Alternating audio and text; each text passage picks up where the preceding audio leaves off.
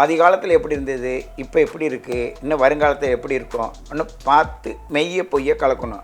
ஒரே எதிரியாக பொய்யை சொல்கிறது, ஒரே எதிரியாக மெய்யின்னுற பேரில் பொய்யை கலந்து விடுறது. பொய்னா உன்னே பரவிடுது, அதனால் அதே தான் அதிகமாக போயிடுது. அதை தானேம்மா சொன்னாங்க.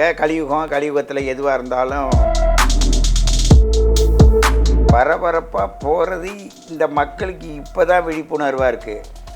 ஆதிகாலர் சித்தக காலத்திலேயே திருநீரகத்தை அருந்துதல். ஏன்னா கழுதையோட கோமியத்தை கழுதையை குடிக்கும், குதிரையோட கோமியத்தை குதிரையை குடிக்கும். ஆதி காலத்துலலாம் பார்த்தீங்கன்னா கழுதை பால் எடுத்துகிட்டு வந்து குழந்தைங்களுக்கு கொடுப்பாங்க தெரியுமா. அதே மாதிரி கழுதை விட்டை எடுத்துகிட்டு வந்து சாம்பிராணி போடுவோம். எப்படியோ மனிதன் சுவாசத்திற்குள் போகுதா இல்லையா. ஒரு உடல் பயன்படுத்தி எஞ்சிய பொருளை அந்த எடுத்து பயன்படுத்துவதனால் அது ஒரு வகையான மருத்துவம் தான். சொல்லவோ அச்சப்படவோ கூச்சப்படவோ ஒன்றும் இல்லையே இதில். மாட்டு சாணம் வெளியே இதுக்கு சுத்தத்துக்கு போடுறோம், கிருமி நாசினியா யூஸ் பண்றோம். ஆனா உள்ளுக்கு நம்ம கொடுக்கல. அத யார் சொன்னா உங்களுக்கு கொடுக்கலன்னு? மாட்டு சாணம். திருநூறு என்ன ஒரு பையன் விஷத்தை சாப்பிட்டு விட்டான். அப்பதான் அந்த நாய் விட்டை கரைச்சி அது எதையும் மனுஷத்தை கூட கரைச்சி ஊத்துறானா. ஊத்துறதெல்லாம் இல்ல, எடுத்து ஊத்துற வாயில. வைத்தியர் சொல்படிதான் கேட்கணும், எல்லாரும் போய் பிடிச்சி குடிச்சிட கூடாது. அது வைத்தியர் சொல்லி நிறைய பேர் சாப்பிட மாட்டாங்க, செய்ய மாட்டாங்க. நல்லது நடக்குது இல்ல, கெட்டது நடக்குன்னா கெட்டது நடக்கும். நல்லது நடக்குன்னா நடக்கும் சொல்லிடுறீங்க நீங்க. அதை நம்புறதுனால தான் நான் இந்த அளவுக்கு உங்க முன்னாடி வர்றேன். மூச்சு திணறல், மூச்சு இழைப்பு, குரட்டையால் அவதியா? நுரையீரலை ஆரோக்கியமானதாக்கி எளிதாக சுவாசித்திடுங்கள். தங்கம் 24x7 ஆஸ்துமா சிகிச்சை நாமக்கல் மற்றும் கான்பூர். வணக்கம் ஐயா. வணக்கம். நல்லா இருக்கீங்களா? நல்லா இருக்கேன். இப்ப பரபரப்பா சொல்லிட்டு இருக்கிறது, மாட்டு கோமயம் அருந்துவதால பல நோய்கள் குணமாகுது, கேன்சரே குணமாகுது அப்படின்லாம் சொல்றாங்க. நீங்க சித்த வைத்தியர், சித்தர், பல அனுபவம் இருக்குது, அதை பற்றி என்ன சொல்கிறீங்க ஐயா? என்னுடைய 5 தலைமுறையிலேருந்து அதுக்கு அடுத்த ராஜாக்கள் காலத்திலேருந்து பாரம்பரிய சித்த வைத்தியம் பண்ணிகிட்டு இருக்கிறதுனாலையும், ஆன்மீகம் ஜோதிடம் இதெல்லாம் பார்க்கறதுனாலையும், எங்கள் வீட்டில் கழுவெல்லாம் இருந்து அதெல்லாம் செஞ்சு விடணும். பரபரப்பாக போகிறது இந்த மக்களுக்கு இப்போ தான் விழிப்புணர்வாக இருக்குது. ஆதிகாலர் சித்தக காலத்திலேயே நமோரின்னு ஒன்று சொல்லுவாங்க, சிறுநீரகத்தை அருந்துதல். மொராஜி தேசாயே சொன்னார்ல, ஆமாம், அவர் ரெக்கார்ட் பண்ணிட்டு போனார்ல, எனக்கு எந்த நோயும் வராது என்ன.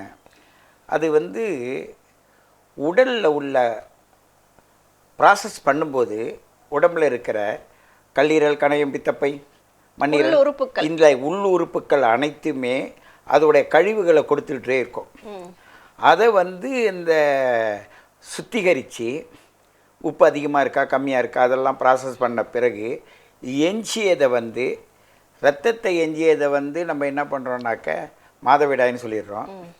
உடலில் உள்ள வேர்வைக்கு போக மீது உள்ளுறுப்புகள் கசிந்ததை நீரகம், சிறுநீரகம்னு சொல்கிறோம், கிட்னி. இதோட வேலை என்னன்னு கேட்டால், எந்த உறுப்பிலிருந்து எவ்வளோ பர்சன்டேஜ் கெமிக்கல் அது ரியாக்ஷன் பண்ணி கொண்டு வந்ததோ அதை அந்த இடத்துக்கு அது போகும்போது அதை சரி பண்ணிக்குது. அது அதிகமாக சுரந்தாலோ கம்மியாக சுரந்தாலோ அதற்கு தகுந்தாற் போல் அது கசிவை கொடுக்கும்.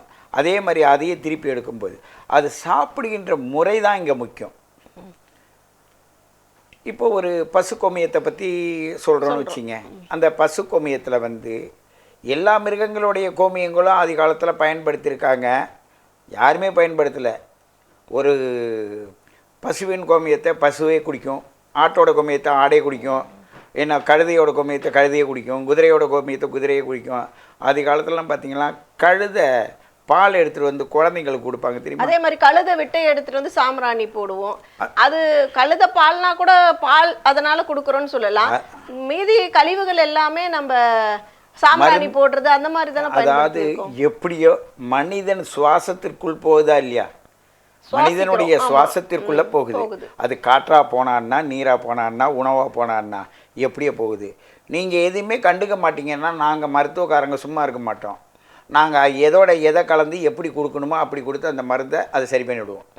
ஆனால் இது வெளிப்படையாக சொல்லாதனால சித்த வைத்தியத்தில் ஏன்னு கேட்டால் இவங்க என்ன பண்ணுவாங்கன்னாக்கா, ஒரு ஆதி காலத்தில் குரு ஸ்தானத்துக்கு மரியாதை இருந்தது. அந்த குருஸ்தானத்தில் வந்து நம்ம குலகுரு, நம்மளுடைய குடும்ப குரு இவங்க சொன்னால் சரியாக இருக்கும், அவங்களுக்கு இதுதான் நடக்கும், இப்படி தான் நடக்குன்னு ஒரு மருத்துவம், ஜோதிடம், ஆன்மீகம் 3ம் சேர்ந்தவன் தான் ஒரு ஜோதிடன். அதுல ரகசியங்களும் காக்கப்பட்டது மட்டும் இல்ல, உன் குடும்ப ரகசியத்தை நான் ஏன் வெளியில விடணும்? அந்த மருத்துவ ரகசியமே மக்களுக்கு பயன்படும் விதத்துல ரகசியமா வச்சு நம்ம குருநாதர் சொல்லி கொடுத்தா நம்மளுக்கு தெரியுது, அந்த வழியில தான் வந்துச்சு. எல்லாருக்கும் சொல்ற அளவுல அது இல்ல. சித்தர்கள் வந்து எப்படி கொடுத்திருந்தாங்கன்னாக்க வானமண்டலத்தில் உள்ள கிரகங்கள் மூலமாக இப்படி இருக்குன்றதை அவங்க கொடுத்தாங்க. அனுபவ ரீதியான சித்தர்கள் என்ன பண்ணாங்கன்னாக்க ஒரு குடும்பத்தில் இருக்கிற பாரம்பரிய குணம் இன்னொரு குடும்பத்துக்கு வராதே, அதே மாதிரி ஒரு உடல் அமைப்புக்கு உள்ளது இன்னொரு உடல் அமைப்புக்கு வராது. அப்படி வராததுனால மொத்தமாக பார்த்திங்கன்னா எப்படி ஒரு நதி அந்த குடகுலேருந்து புறப்பட்டு அப்படியே தலைக்காவிரியாக வந்து அப்படியே எங்கே போகாலும் போய் கடலில் போய் சேர்க்குது பாருங்கள். அந்த கடலில் சேர இடத்துல தான் நம்ம கழிவுன்னு சொல்கிறோம். கடலில் கலந்துருச்சுன்னா உப்புன்னுறோம். ஆகனால நம்மளுடைய உடலில் உள்ள ஒவ்வொரு கால்சியத்திலேருந்து எல்லா சுரப்பிகளுக்கும் அதாவது கழிவுகளை கொண்டு வந்து சிறுநீரகமாக கொடுக்கும் பொழுது அதை ப்ராசஸ் பண்ணி கொடுப்பாங்க. மருத்துவர்கள் என்ன செய்வாங்கன்னா ப்ராசஸ் பண்ணி கொடுப்பாங்க.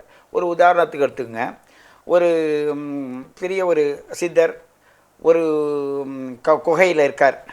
குகையில் இருக்கும்போது அன்ன தண்ணி ஆகாரம் இல்லாத எதுவுமே இருக்காது அவருக்கு, காற்று நீர். ஏன்னு கேட்டால் ஒரு சித்தர்னாவே அவங்க என்ன பண்ணுவாங்க, காற்றுலேயே நீரை உறிஞ்சிக்குவாங்க, காற்றுலேயே இந்த வெப்பத்தை எடுத்துக்குவாங்க. அவங்களுக்கு காற்றும் வெப்பமும் இருந்தால் போதும், சாப்பாடெல்லாம் தேவையில்லை, நீர் தேவையில்லை. ஏன்னு கேட்டால் ஆல்ரெடி நீ 1 பங்கு காற்று எடுத்தாவே 10 பங்கு நீர் வந்துடும், 2 பங்கு நீங்கள் உஷ்ணத்தை எடுத்தாவே அது என்னன்னாக்கா அது 100 பங்கு உஷ்ணமாக அந்த நீரானது அதை ப்ராசஸ் பண்ணுறதுக்கு எதிர்த்து போராட ஆரம்பிச்சு. அப்படி இருக்கும்போது தான் அந்த உயிர் அந்த உடம்புல தங்குது.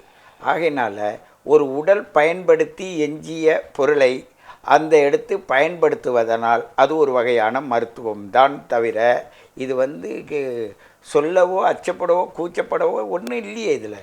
இப்போ நம்ம மாட்டுக்கு தீவனம் கொடுக்கறதே பல மருந்துக்கள் சேர்த்த உணவுகளை தான் கொடுக்குறோம். முதல்ல மாதிரி மேய்ச்சல் விட்டு அந்த மாதிரிலாம் இப்போ யாருமே பண்ணுறதில்ல.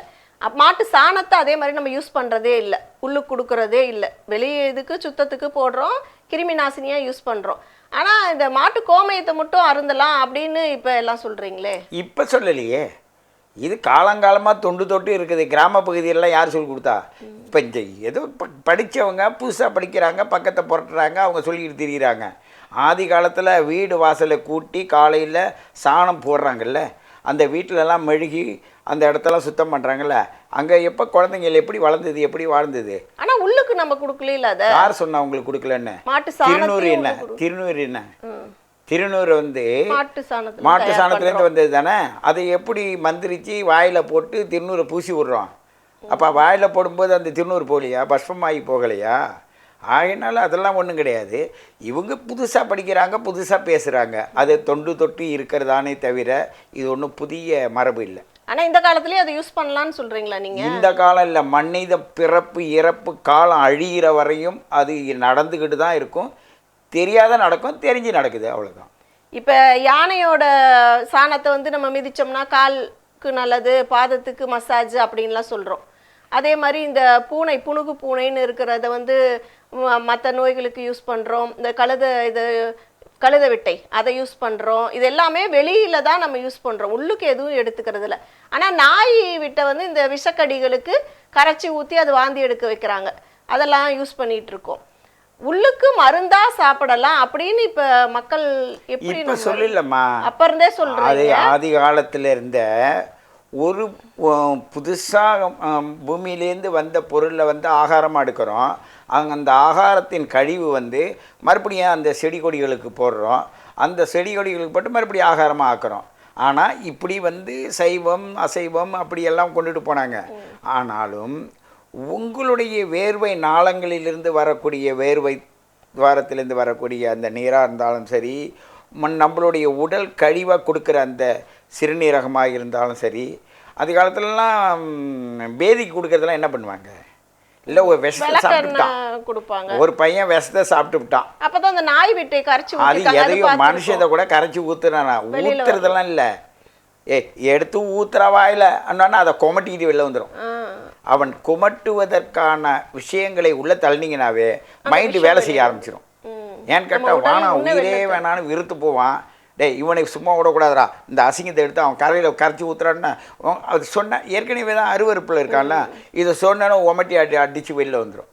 அது மாதிரி சில பொருள்களை நம்ம அருவறுப்பாகவும் சில பொருள்களை வந்து நம்மளுடைய அவங்கவுங்க ஞானத்துக்கு தகுந்த மாதிரி அவங்கவுங்க சூழலுக்கு தகுந்த மாதிரி அந்தந்த கிராம பகுதிகளுக்கு தகுந்த மாதிரி நம் முன்னோர்கள் வழி நடத்தி கொண்டு வந்தது தான் இது. இன்னைக்கு வெளியில் வந்து அதை ஒரு பெருசாக பேசிகிட்டு இருக்காங்கம்மா. இப்போ கோமியம் மாட்டு கோமியம் எடுத்துக்கலாம் அப்படின்னு சொல்லிட்டீங்க, அளவு ஏதாவது இருக்கா? யார் யார் எடுத்துக்கலாம்? குழந்தையிலேருந்து முதியோர் வரைக்கும் எல்லாருமே எடுத்துக்கலாமா? கோமியை எடுத்துக்கலான்னு நான் சொல்லலை, மூதாதையர்கள் சொல்லி வச்சிருக்காங்க. அது அது எப்படி பண்ண ஒரு அந்த பழக்க வழக்கங்கள் உள்ள சித்த வைத்தியர்கள் வைத்தியர் சொல்படி அந்த வைத்தியர் வந்து என்ன உடலுக்காக இந்த பாதிப்பு வந்திருக்குன்னு அவங்க நாடியை பிடிச்சோன்னா வாதப்பித்த சிலைத்தும நாடியை பார்ப்பாங்க. வாதத்தில் வாதம், வாதத்தில் பித்தம், வாதத்தில் சிலைத்துமம் அதை கண்டுபிடிச்சி அதுக்கு எதை கொடுக்கணும், நீர் அதிகம் கொடுக்கணுமா இல்லை தீயை அதிகம் கொடுக்கணுமா, அது மாதிரி பித்தம் வாத பித்தத்தை வச்சு அதை கணக்கு பண்ணி சொல்லுவாங்க. அதுக்கு தகுந்த மாதிரி இந்த மருந்தை கொடுப்பாங்க. கொடுக்கும்போது நாடியை பொறுத்தே நாடியை பிடிச்சி தான் அதெல்லாம் பேசுவாங்க. அது சும்மா சாதாரணமாக கிராம பகுதியில் நாடியை வச்சே அதை கண்டுபிடிச்சி கொடுக்கறது சொல்கிறது. அது வந்து சில இடங்களில் வந்து சூட்சகமாக சொல்லி அதை அவங்களுக்கு ஆக மொத்தத்தில் மருத்துவம் வைத்தியர் சொல்படி தான் கேட்கணும், எல்லாரும் போய் பிடிச்சி குடிச்சிடக்கூடாது. அது வந்து அதான் அறியாமையில் செஞ்சிருவாங்க. அது இப்படிலாம் செய்யக்கூடாது. அவங்களுக்கு தெரியும், வைத்தியர்கள் சார்ந்து தான் செய்வாங்க. வைத்தியர் சொல்லி நிறைய பேர் சாப்பிட மாட்டாங்க, செய்ய மாட்டாங்க, குடிச்சிட்டேன்னு சொல்லிட்டு போய் சொல்லிடுவாங்க.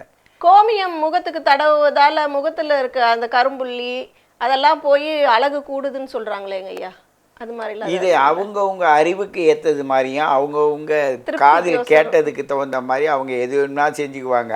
அதை போய் நீ செய்யன்னு சொல்லக்கூடாது, செய்யக்கூடாதுன்னு சொல்லக்கூடாது. மருந்தா எடுத்துக்கணும்னா வைத்தியர் அறிவுரைப்படி தான் எடுத்துக்கணும். அந்த மருந்தும் விருந்தும் 3 நாள் தான் பயன்படுத்துறது.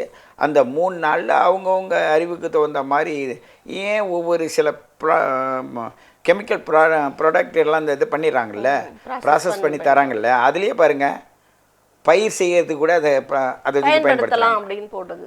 ஏன்னா ஒரு ஒரு மெட்டீரியலை சரி பண்ணுறதுக்கு கூட அதை பயன்படுத்தலாம், சுத்தம் பண்ணுறதுக்கு பயன்படுத்தலாம். ஆனால் இதை பார்த்தா வேறு எதுக்கும் இருக்கும்.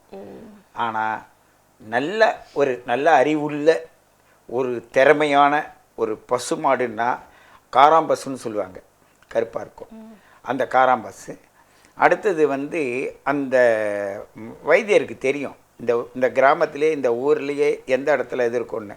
விடிய காலைல 4:30 மணி 5 மணிக்கெல்லாம் ஓடிங்க அவங்க பால் கறக்கிறதுக்கு முன்னாடி போகும்போது அப்போ என்னென்னா ஒரு குண்டானை வச்சுட்டு வந்துடுவாங்க. அது பாலுக்கு அந்த இது போட்டோன்னா அது படுத்து ஏந்திரிச்சு கண்ணுக்குட்டி பூட்டப்பத்துக்கு போகிறதுக்கு முன்னாடியே அதை பிடிச்சிடுவாங்க, கண்ணுக்குட்டியை பிடிச்சி இழுத்துருவாங்க. அப்படி தான் அதை ப்ராசஸ் பண்ணுவாங்க. அதுலேயும் முதல்ல வரதை விட்டுருவாங்க, அடுத்தது நடுவில் வரதை பிடிச்சிவாங்க, கடைசியாக வரதையும் விட்டுருவாங்க. நம்ம யூரின் டெஸ்ட்டுக்கு பிடிச்சி கொடுக்குறோமே அந்த மாதிரி. யூரின் டெஸ்ட்டுக்கு இல்லை, அதுதான் டெஸ்ட்டு. அதை வச்சு தான் இவங்கெல்லாம் பண்ணிக்கிட்டு இருக்காங்க, அதை வச்சு தான் பண்ணிக்கிட்டு இருக்காங்க. அது அவங்க எப்படி கிராம பகுதிகளில் ஆதி காலத்துலேருந்து கொண்டுட்டு வந்தாங்களோ அதை அப்படியே கொஞ்சம் இவங்க இங்கிலீஷில் பேசுகிறாங்க, பிற மொழியில் பேசுகிறாங்க, பிற எல்லாரும் அறியாதது அறிய வைக்கிற மாதிரி சொல்கிறாங்க. அவ்வளோதான். இதில் அந்தந்த காலத்துக்கு தகுந்த மாதிரி இந்த முறைகள்லாம் வந்துட்டே தான் இருக்கு. முறை என்பது நிறைவாக சரியாக சென்று கொண்டு தான் இருக்குது. இதில் அவங்கவுங்களும் வர்றதுனால இப்போ உங்கள் பிள்ளைங்களுக்கு வந்து செல்லு வந்து எத்தனை வயசில் கொடுத்துருப்பீங்க? ஒரு 10 வயசுல கொடுத்துருப்போம். நீ எத்தனை வயசுலமா செல்லை பார்த்த? நான் இப்போ 30 வயசுல தான். நீ 30 வயசுல பார்க்குறது, உன் பிள்ளை 10 வயசுலேயே பார்க்குது இல்லை? அப்போ இதெல்லாம் தப்பு, சேர்க்கக்கூடாதுன்னு நம்ம சொன்னோம். அது கொடுத்தா கெட்டு போயிடும்னு சொல்லுவான். அரசாங்கமே கொடுக்கலன்னா நீ கெட்டு போயிடுவேன். அதான் லாக்டவுனில் செல்லில் தானே பாடமே எடுத்தோம். அதான் உனக்கு வந்து நீ கொடுக்கலன்னா உன் பிள்ளை ஃபெயில் ஆகிட்டுனா என்ன கேட்காத, அப்படி தானே சொல்கிறாங்க. அப்போ வந்து சமூக ரீதியாக எந்த நேரத்துக்கு எது பயன்படுகிறதோ காலத்துக்கு தகுந்த மாதிரி அவங்க தன்னைத்தானையும் தன் சமுதாயத்தையும் அவங்க வளைச்சி பிடிச்சி கொண்டு போவாங்க. இதெல்லாம் வந்து ஒரு பெரிய குற்றம் அல்ல. பசுவை வணங்குவதால அனைத்து தோஷமே போயிடும் அப்படின்னு சொல்கிறாங்க. அனைத்து தேவதைகளுமே பசுவில் இருக்காங்க அப்படின்னு. அது எப்படி வணங்கணும், அதில் என்ன பலன்? பசுன்னதே பெண்கள் தாம்மா. மனிதனுடைய உணர்வில் ஆக்ரோஷத்திலிருந்து சாந்த சொரூபமாக இருக்கக்கூடிய அம்பாளின் திருவடிவு தான் அது. ஆக்ரோஷம் வந்தால் கூட ஒரு அறையை விட்டுடுறான். பசு போய் அறைய முடியாது, அடித்தாலும் பக்கத்தில் இருக்கவங்க விட மாட்டாங்க. ஏன்னு கேட்டால் தன்னோட சரீரத்தில் இருக்க ஒவ்வொரு செல்களில் இருந்தும் அது இரத்தத்தை பாலாக்கி தருது. அப்படி பாலாக்கி தருகின்ற ஒரு உன்னதமான காரியத்தை வேறு யாராலையும் செய்ய முடியுமா? யாராலையும் செய்ய முடியாது. அது மட்டும் இல்லாத அதோடைய அங்கங்கள் எல்லாமே ஒவ்வொரு வகையான சக்தி வாய்ந்தது. அத்தனை வகையான சக்தி வாய்ந்ததுலேருந்து வரக்கூடியது தான் குழந்தைங்களுக்கு பால்னு கொடுக்குறாங்க. அதில் எவ்வளோ கலப்படம் வந்துருச்சு இப்போ? ஏன்னா ஒரிஜினல் பால் நீ அதை சொல்ல முடியும்? சொல்ல முடியாது. அதே நேரத்தில் வந்து சில இடங்கள்ல எல்லாம் பார்த்தீங்கன்னா அந்த ஊர் பால்னால் அதுக்கு மகிமை. இன்னும் கிராமத்துக்குள்ளே போனீங்கன்னாக்கா கிராமத்து பால் தண்ணி ஊற்றாத கொடுக்குறவங்களும் இருக்காங்க. அதுக்குள்ளே ரேட்டை வாங்கிக்கிறாங்க. நமக்கு என்ன ஒரிஜினல் கிடைக்குதா? அது போதும். இதுதான் நம்மளுடைய நிலைப்பாடு. இந்த நிலைப்பாட்டை நம்ம எப்படி கொண்டு போகணுன்னாக்க ஆதி காலத்தில் எப்படி இருந்தது, இப்போ எப்படி இருக்குது, இன்னும் வருங்காலத்தில் எப்படி இருக்கும் இன்னும் பார்த்து மெய்யை பொய்யை கலக்கணும். ஒரே எதிரியாக பொய்யை சொல்கிறது, ஒரே எதிரியாக மெய்யின்னுற பேரில் பொய்யை கலந்து விடுறது. பொய்னா உன்ன பரவிடுது, அதனால் அதே தான் அதிகமாக போயிடுது. அதை தானேம்மா சொன்னாங்க. கலியுகத்தில் எதுவாக இருந்தாலும் மெய்ப்பொருள் காணுதல் அறிவு. என்ன நம்ம அறிவு என்னென்னா மெய்ப்பொருளை தான் தேடும்.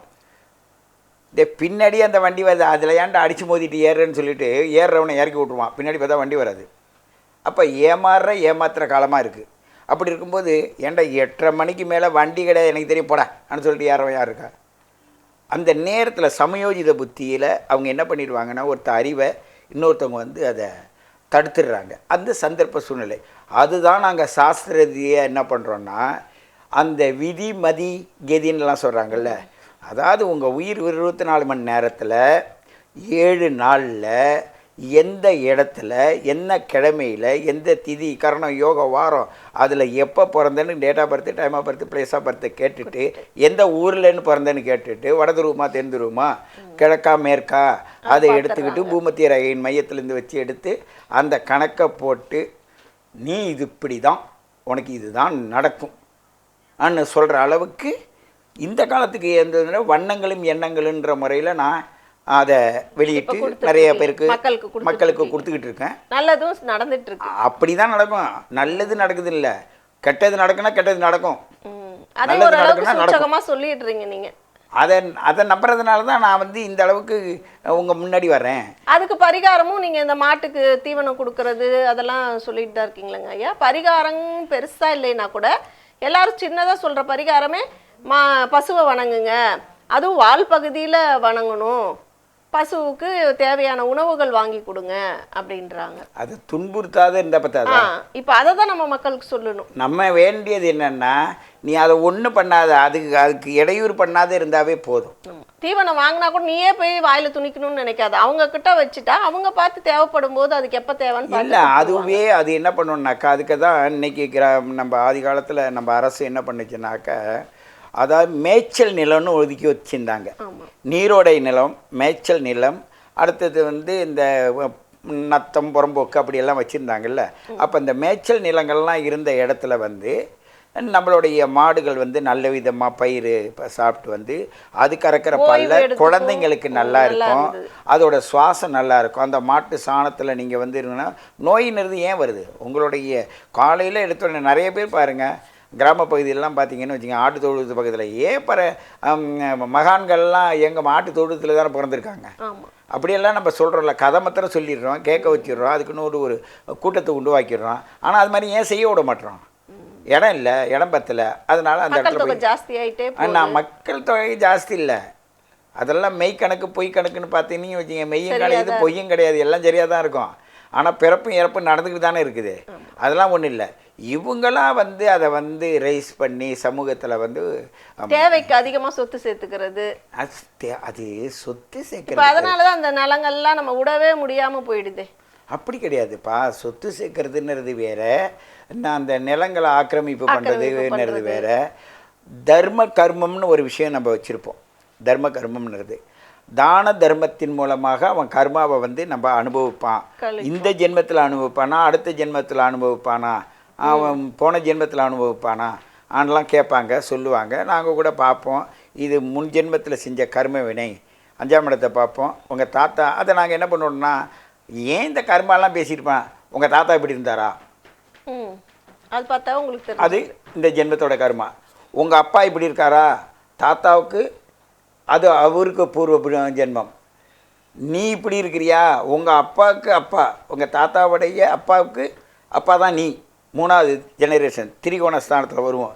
நான் ஐயா நான் பிறந்ததுலேருந்து கஷ்டப்படுறேன் ஐயா, நான் எதுவுமே பண்ண முடியலன்னா, எப்பா நீ இப்போ சொல்றில்ல, அன்னைக்கு நீ வந்து இப்படி ஏறுற போடான்னா ஏற முடியாதுன்னு முறைச்சிக்கிட்டு நின்னேன், இப்போ தரையில் நிற்கிற.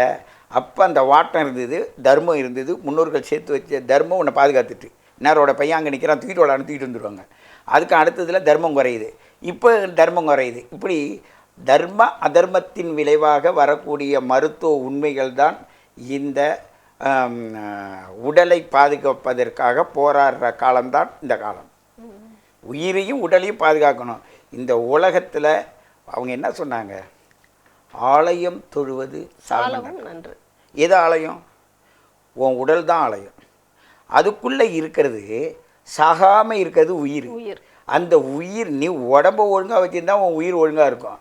இதை ரெண்டையும் விட்டுட்டு வீட்டில் இருக்கவங்களாம் தெருவில் விட்டு நான் சேத்திரம் போகிறேன்னு சொல்லிவிட்டு நீ அங்கேயும் இங்கேயும் சுற்றிட்டு வர்றீன்னா வந்து என்ன பண்ண போகிற? திரும்பியும் கடன் வாங்கிட்டு போயிட்டு அந்த கடனை திருத்துக்கு வர.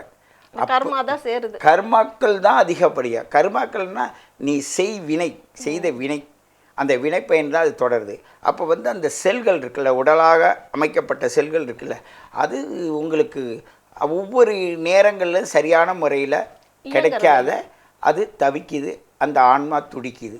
இதுதான் அதில் உள்ள விஷயமா. இந்த பசுவை பற்றி எல்லாம் தெரிஞ்சுக்கிட்டோம். இந்த கோமியம் அது அருந்துறதுனால பல வியாதிகள் குணமாகுது. ஆனால் அளவாக வைத்தியர் சொல்படி எடுத்துக்கணும் அப்படின்னு சொல்லியிருக்கீங்க ஐயா. நன்றி. நன்றிம்மா. மூச்சு திணறல், மூச்சு இழைப்பு, குரட்டையால் அவதியா? நுரையீரலை ஆரோக்கியமானதாக்கி எளிதாக சுவாசித்திடுங்கள். தங்கம் 24/7 ஆஸ்துமா சிகிச்சை நாமக்கல் மற்றும் கான்பூர்.